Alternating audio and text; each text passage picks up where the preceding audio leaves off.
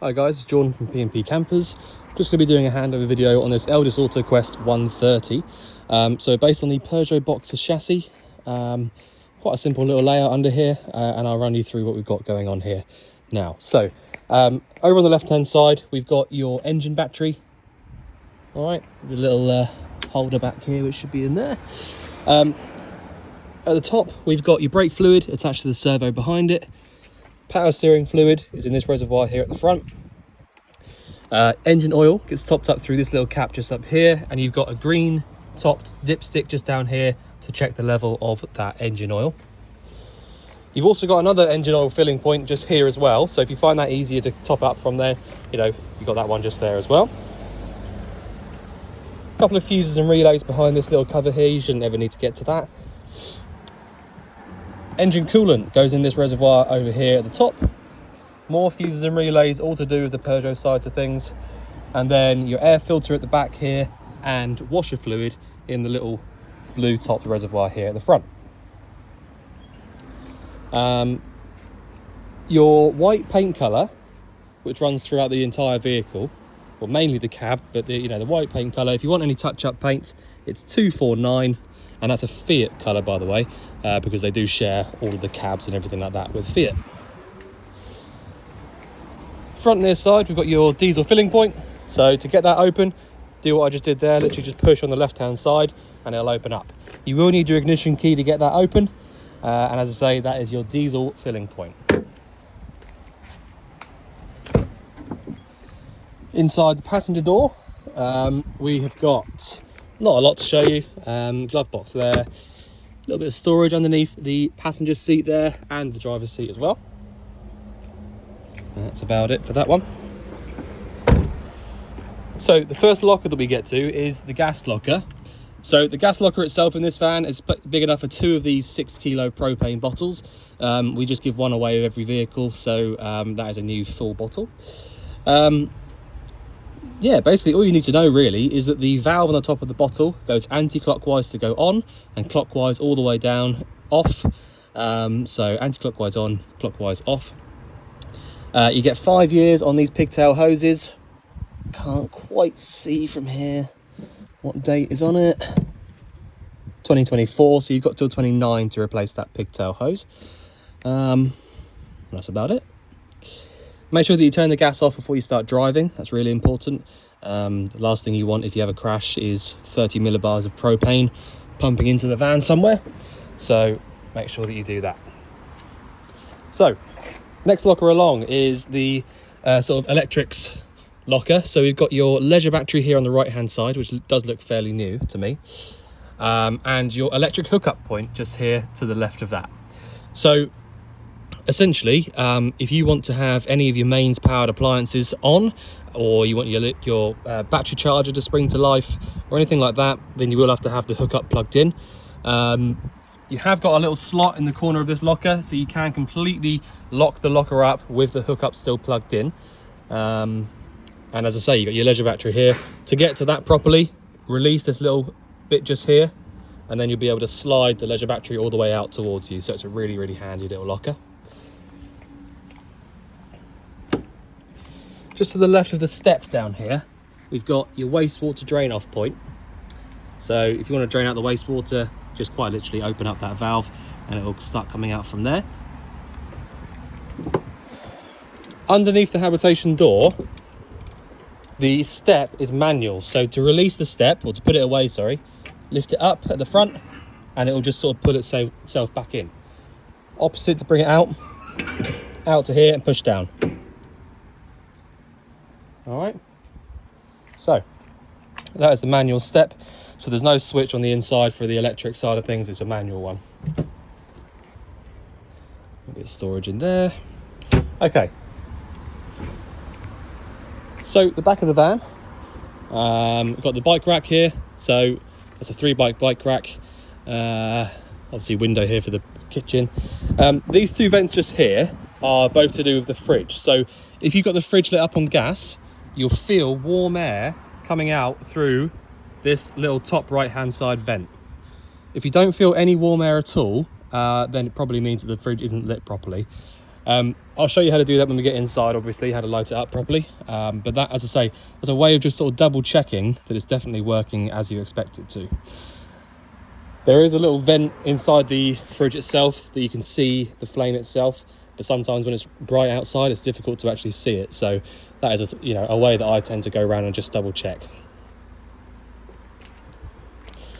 So on the off side of the van, obviously got a window here for the bathroom. And then we've got a couple of bits here to do with the toilet. So this one at the top here is our sort of flush fluid reservoir. So if you want any, if you need to top up your flush fluid, that's the pre-mixed pink fluid that goes in there. Tend to say about 5 or 6 litres is, a good amount to put in there at one time. But essentially you can just keep going until your heart's content, and as long as you don't sort of overflow it. But flush fluid goes in here. That will lock up with your little square key here. Sorry about the noise. Little square key goes in, twist it. Oh, sorry, other way. Twist it and take the key out. So that's now locked in position. Twist it, and it'll come free. Same key for the toilet cassette locker, by the way. This square one. So the actual toilet cassette itself. Don't worry about the dirt, we haven't given a final clean yet. So the toilet cassette itself is pretty straightforward. So to release the cassette itself, lift up on the little yellow tab here and pull it out. Once you've got it to here, you'll then be able to take it all the way out and then take it to wherever you need to go.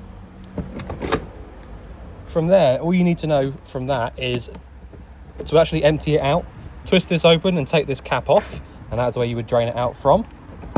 And then at the back, you've got this little yellow button here, which is basically a pressure release valve. So press the button down whilst you're physically draining the cassette out, and it'll make your life a hell of a lot easier.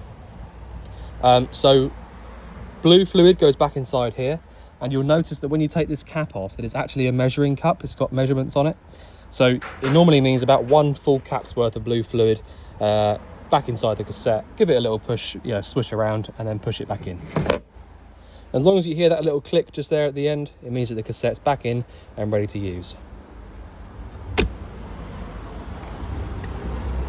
So this is your boiler vent. So if you've got the boiler lit up on gas, you will be able to feel warm air coming out through this, a lot like the fridge vent, but you just put your hand over this or either side here to feel the warmth coming out from that.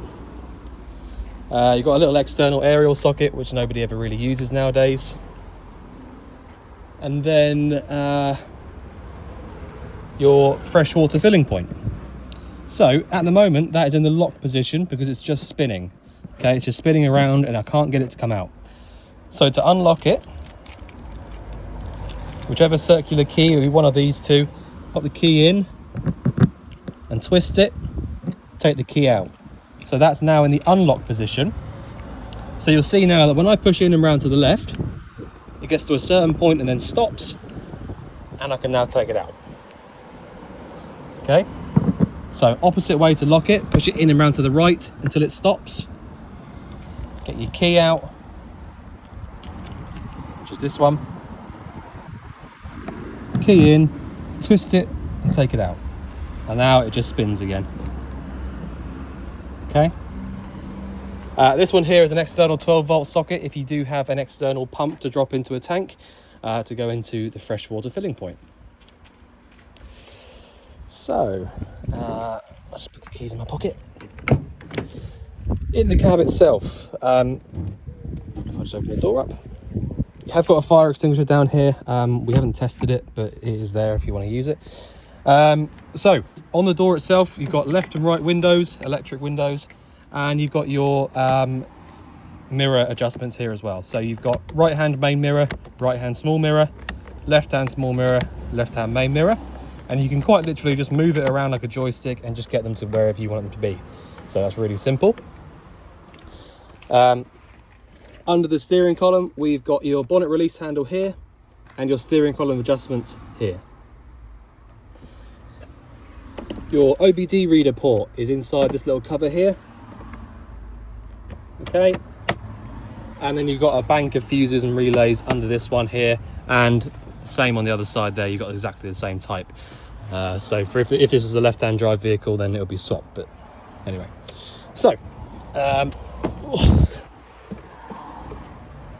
pretty simple cab, to be honest. There's not a huge amount for me to run you through.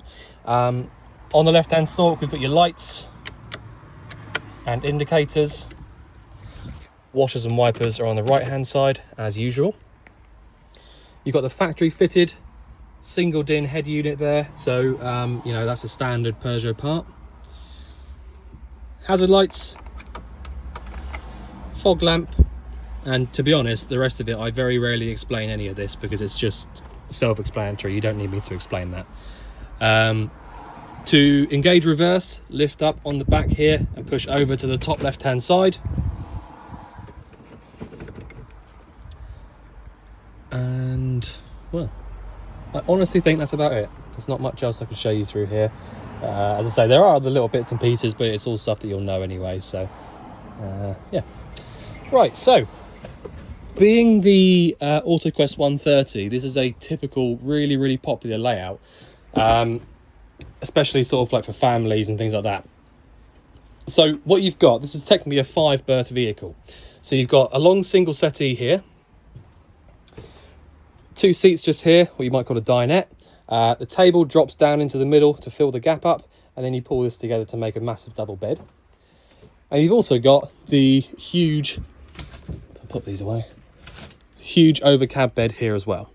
So this centre part here for the bed will pull all the way out to here, and then you just drop in the original mattresses, which look to me like they're in their original bags and hasn't ever been used. So that is quite impressive, really.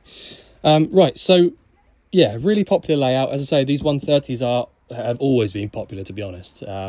So yeah. So what I'll do, I'll just show you one thing down here first, there's a little switch down here. But then what I'll do is I'll start, you know, I think I'll carry on the back of the video with the control panel and this area up here. So, little switch down here. The reason I'm showing you this first is because this is your main battery isolator switch. So in other words, if I turn that switch off, so at the moment it's in the on position, I'll go a little bit closer. If I was to turn that switch off, everything 12 volt related would have no power. It would just turn it all off, and you'll be with no power. So if you find that you come into the vehicle one day and you just cannot get anything to work on 12 volt, just make sure that you haven't knocked that switch off, and then you should be good to go. The main reason that you have that switch there is that when you're leaving the vehicle for a long period of time, you can switch that switch off and know for a fact that nothing is going to be draining the battery out. Okay, so I just wanted to show you that switch first because it's kind of like the, you know, first thing. When you come back into the vehicle to use things, if you don't turn that switch on, you won't be able to use anything. So just try and remember that. Right, so the control panel is a very simple one. You've got 3 switches. Sorry, let's get myself in a better position. Right, you've got 3 switches. You've got water pump, water level, and battery selector. So, battery selector, we've got auxiliary or vehicle.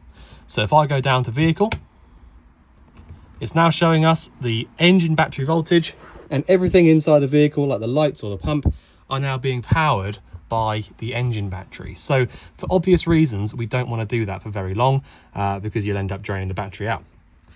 So up to auxiliary, that is our leisure battery, which is actually what it's for. You know, it's obviously made for using to power the lights and everything in the back end of the van. So when you're using power in the back end of the van, up to auxiliary, and it will tell you the battery voltage, and everything will be being powered by the leisure battery. Fresh water level, full tank. Yeah, so you just sort of press and hold on that button to see your fresh level. Really simple. And then the water pump one, quite literally, turn it down to sort of like allow power to the pump. You've got what's called a submersible pump in this van, which, long story short, means that the pump will not actually run unless you lift the tap up and ask it to draw water through. You've got 2 different types. You've got a submersible pump, which is what you've got, or you've got an inline pump, which works on pressure. So if you had an inline pump, you would turn that pump switch on up there, and the pump would run for a couple of minutes to get itself to pressure, whereas these ones, you turn the switch on, you will never hear it unless you physically lift the tap up. Okay, the pump will not turn on unless you want the water to come through. So yeah, so that's the control panel. Super simple. You've got a pump run light, so when the pump's physically on, it should light up. Sometimes they don't work, so really just don't worry about that. It's not a big issue. And actually with a submersible pump, it probably won't work because you've only got 2 cables running off of it. But yeah, don't worry too much about that. And when your wastewater needs emptying, you'll get a little red light come on here telling you that it's due to be emptied. The switch just there to the left, unusually, is the bathroom light switch. Oh, I say unusually, it's the same on all Autoquests, but it's just an unusual place to put it. So that is your switch there for the bathroom light. The actual light itself has got its own switch as well if you want to do it like that. But yeah, that's up to you. Okay. Back out properly. Okay, so we've then got 2 switches underneath those 2.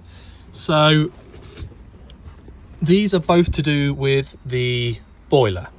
Okay, so you've got Ultra Store, which is the name of the boiler, and then this switch here is for when you want to get the water hot on the mains. So if you've got the hookup plugged in, you can turn this switch on here and the water will start to heat up via the mains element. For the time being, we don't have the hookup plugged in, so I can't use this switch here. So I'm going to have to use the gas. Now, 2 things to point out first before you start trying to use the boiler on either of these options, by the way. 1, make sure that you've got the cover off the outside vent. So the outside vent that I showed you out there that you can put your hand over either side, there's a little cover that will be on it when you collect the vehicle. You need to make sure that you take that cover off before you try and use the boiler. The cover is basically a winter cover. So it stops bugs getting in and it stops, you know, corrosion and all that sort of stuff. But if you try and light the boiler up with that cover on, 1, it probably won't work. And if it does work, it'll probably just go bang. So make sure that you take that cover off. It's really, really important. And the other thing is to make sure the boiler is actually full. So when you're trying to use the boiler, you have to remember that, you know, you have to actually know for a fact that the boiler is completely full of water. Now, the only way to do that, if I just remind myself of where the boiler is. Let's have a look. I can't see it out the window, obviously. Well, anyway, it's not really that important. So it's probably underneath all of this stuff here in the wardrobe, to be honest. The boiler itself, yeah, it will be. So what you'll find is that under this all, you know, this is all stuff that the previous owners left, by the way. So this is all stuff that you can have a good route through and see if you can use any of it. Next to the boiler, there'll be a little yellow handle, a little yellow tab. And essentially what the yellow tab is the boiler drain off handle. So at the moment, it'll be laying down flat like this. And when you want to winterize the vehicle, when you want to drain the water out of the boiler, you need to just lift it up. Okay, that's it. It's really, really as simple as that. But the reason I'm sort of telling you about that is that when you're going to use the boiler, you have to make sure that the boiler's full of water first. So if you just say, for example, you've got a kettle, you plug it into the wall, switch it on. All right, you wouldn't just do that. You would make sure that it's got water in it first. If you try and switch a kettle on with no water inside of it, it's either going to burn or just turn itself off. So that is essentially what would happen with the boiler as well. So if you try and light the boiler up on gas or on the mains even, and there's no water inside of it, you're literally just doing that exact same thing. You're just turning on an empty kettle. So to make sure that the boiler is actually full, the only way to do it, and that's the same with all motorhomes with this type of boiler, the only way to do it is to make sure that you've got water coming through on the hot side of the tap. Now, the reason that works is that, without trying to sort of chew your ear off too much about it and bore you, the reason that works is that you've got the fresh tank here, the fresh water tank, the cold water side of things. So if I turn the tap to the right-hand side here, right now, this water is being drawn straight from the tank to the tap. It's not going anywhere else. It's just coming straight from the tank and coming out there. Okay, so that's the cold water side. If I turn it to the left for the hot and draw it through, It's still coming straight from the tank, but it's then going through the boiler first before it gets to the tap. Okay, so it's running from the tank there, through the boiler, and then over to the tap. So, if the boiler isn't completely full to the top, you would not get water coming through that tap. The boiler will fill itself up first, and when it gets to the top, that's when it allows the water to run off to the taps. So doing that and just physically seeing that you've got water coming through on the hot side of the tap, it's not coughing and spluttering and going everywhere whilst it's filling itself up, just proves to you that the boiler's full. And I promise you, if the boiler wasn't full, you would get, you would know about it, because it would just be coughing and spluttering everywhere. So, it's quite a simple thing to see. And when you do see it, you'll find, you'll be able to work it out pretty quickly. So if you do find that, when you turn the tap on and you find that it's coughing and spluttering, don't worry about it. It's completely normal. You just need to make sure that you leave it open for a little bit until it starts coming through nice and clearly, and then you can turn it off. So if you were doing that, let's just say, for example, you found that, it was coughing and spluttering a little bit. First thing to do would be to come to the control panel and just double check that you have got water in the tank. All right. And then go for it. Lift the hot side of the tap up and just wait for it to start coming through. Okay. So that is the hot water side of things, and that's how you would use it. That's how you would make sure that it was full. Now, to actually use the boiler itself, to use these switches, as I said, this is your mains powered switch. So if your hookup's plugged in, quite literally just turn it on and wait for about half an hour. If you want to use it on the gas, it's just as easy, but you quite literally just twist the outside edge here so that your line goes from the circle to the flame, and then choose your temperature. So you've got 30 all the way through to 70, and that's it. So as long as you get a little green light come on in there and you don't get a red light come on next to it, it means that the gas is on and it's all working fine. And that's it. So that's how you would use the boiler. Mains electric or gas. Sorry about my shaky hand, by the way. Not very good. Not very level. But yeah, so that's the boiler there. Right, so the fridge is probably the next thing to show you. So if I open up the fridge door. So, freezer compartment at the top just here. All right, on the hinges there. And then this is the little sort of vent that I was talking about, or the little viewing window, if you like. Now, the reason I showed you that vent on the outside and where the heat comes out from is for this exact reason. So you see where it's kind of gone all sort of misty now, because the fridge has been on for a while, it starts to sort of mist up and cover over with water. So it's a bit of a design flaw from Dometic. But basically now, in person, I can just about still see the flame. It's a little blue flame.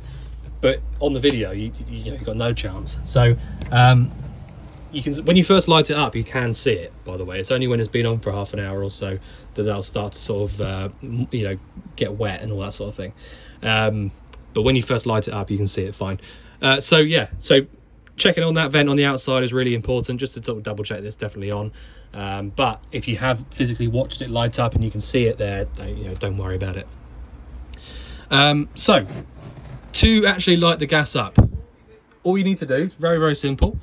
Turn this dial here on the left hand side down to gas, which is where we have it at the moment, which is straight down. And then what you've got is a gas valve here and an ignition. Okay, so you quite literally push the gas valve in whilst pressing on the ignition at the same time, and then just watch in your little hole there and make sure that the actual flame lights up.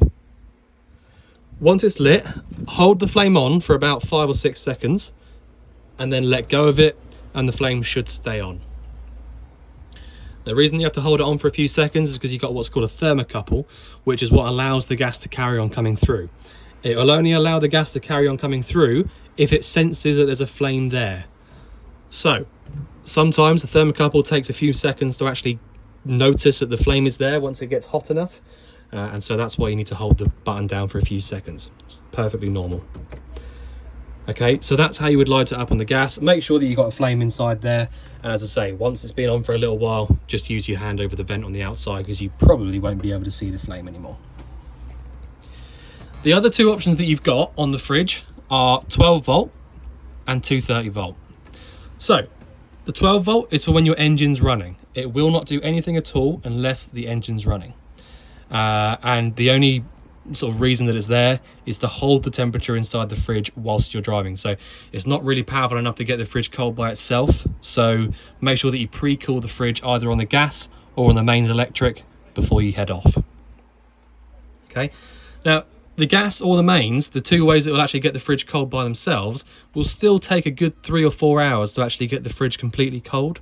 So still make sure that you allow it a good couple of hours to actually get cold first before you leave and switch over to 12 volt. Okay, so I will leave the fridge on for a bit now, just to doubly check it. So we've got what we call the range cooker here now as well. So this is a 2040 Caprice country leisure sort of unit. Now you will need an ignition to light any of these up. So the ones that we have actually got them in the shop actually, but ones that we recommend are like the long reach lighters, like the candle lighters, just so you don't burn your fingers when you're trying to light them up.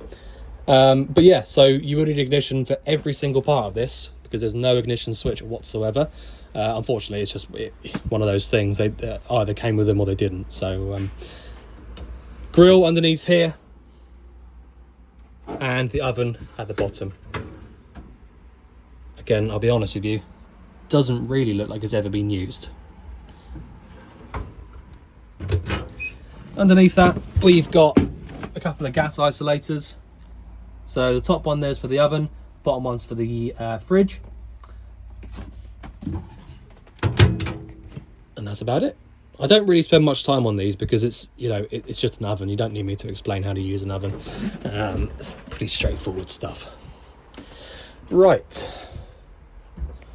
In the bathroom itself, what have we got? So, the toilet itself is, to be honest, the thing that I normally explain in the bathrooms. The rest of it's, you don't need me to explain it. But you got a little handle here to pump down for the flush fluid. So really, this needs running through and new stuff putting in because it's a bit old by the looks of it. Drain it into the cassette with the handle at the bottom just here. So push the handle to the right and then pull the flap back. And that's it. So flush fluid there, handle to the right to empty it, pull the handle back, and that's it. Doesn't get much easier than that. Shower pulls out from the sink. Okay, so then just push it all the way back in whenever you're done. And that's it. We have had to fit a new hose here and shower point because the old one was a little bit knackered. So then the shower point hooks up here to connect up. So yeah, very, very simple stuff in the bathroom. In the wardrobe, at the back there, next to this original carpet, you've got your trip switches. So that's your mains powered trip switches. So if you do have any issues with the mains power, double check those trip switches first before you carry on looking. TV aerial, so loosen this little nut off up here and then push the TV aerial up and around wherever it needs to go to. TV aerial booster switches on with this little button here. All right, and that'll just allow you to boost the signal coming down to your sockets. So then the last appliance is the heating. So this is a Trumatic heater and it's a very, very simple one. Again, don't worry, we still haven't cleaned it on the inside properly just yet. So yeah, this is a very, very simple heater. Now, all you need to know, to be honest, is that you've got an ignition here, okay, and a gas valve. So very similar to the fridge, and you have actually got a little viewing window in here, like the fridge as well, although with these ones you can always see it, so it's a bit easier to see. Now, if you twist this around to about sort of 2 or 3, push down on the gas valve whilst pressing down on the ignition switch, which is what I'll do now. You see straight away, that was the first click actually that it lit up. You can now just about see, I'll zoom in a little bit. You just about see there in the middle, the camera is not focusing on it, but you can see a little pilot flame that's now come on. Now what I'm going to do is I'm going to lift up on this and then twist it around until we get the main flame kick in. So if you watch what happens. So the main flame is trying to come on now. This is very, very normal, so don't worry about this kind of fluttering like that. Now, when it's doing that, all it's doing is, because the thermocouple isn't really hot yet, see now it's kind of just kicking in, and now it's staying on fine. Going back out a little bit. There you go. So that's now going to stay on. Oh, yeah, there you go. So what was happening is a lot like the fridge with it was talking about the thermocouple. When it's kind of going in and out a little bit like that, it just means that the thermocouple isn't completely hot enough yet to keep it going. So it will take a few goes, although obviously that time it just lit straight up, you know, with no problems. But you know, it's just one of those things. You need to just keep your eye on it basically, and make sure that the flame stays on. If it does go out, all you need to do is press the button down again to get that original pilot flame to come back on, and just allow that thermocouple to warm up a little bit with the pilot flame before you lift up and twist around. All right, so if you find that when you twist around it's just kind of going out, you just need to hold that pilot on for a bit longer. Please be careful with this front. So this, where it's not so some of them have got like a fan option on it as well. Because it hasn't got the fan option, these get unbelievably hot. So obviously you want it to be hot so that in the winter it warms the van up, and they're fantastic for that. But please God, don't put any like socks over it or anything like that to try and, you know, dry them off, because it won't dry them off, it will just burn them. It's like that hot. So please be careful. Do not touch any of this stuff when you've got this on. Okay.